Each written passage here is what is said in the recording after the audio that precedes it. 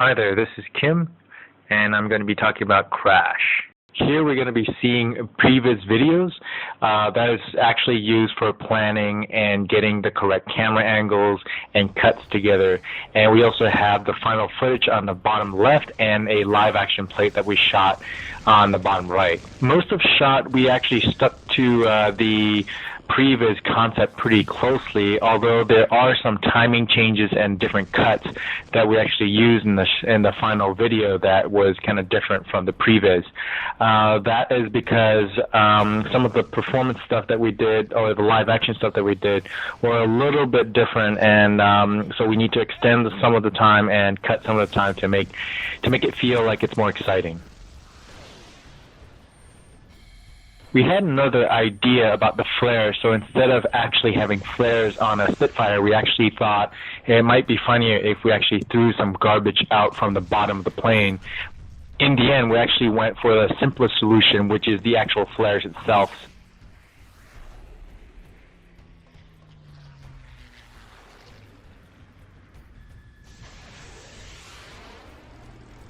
So the slow motion bit is actually quite easy to achieve in CG, but on the live action footage, we just pretended to move really slow and assume that that's a high-speed camera, so it worked out pretty well.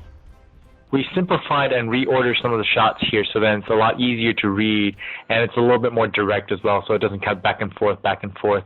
I added a sonic boom right here. You can kind of see it.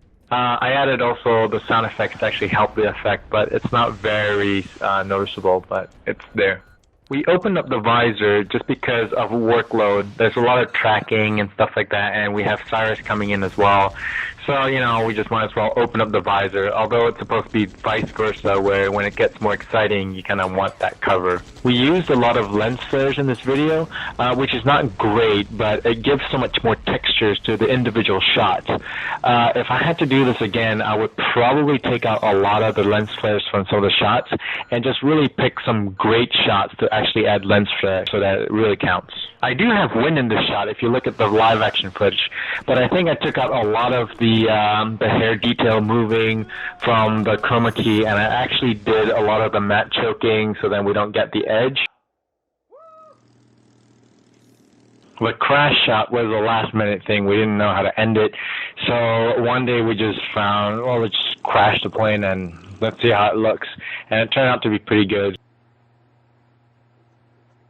Well, thanks for watching. So I hope you enjoyed Crash, the pre-viz versus final footage. And you can actually click on the link in the middle to actually see the final results.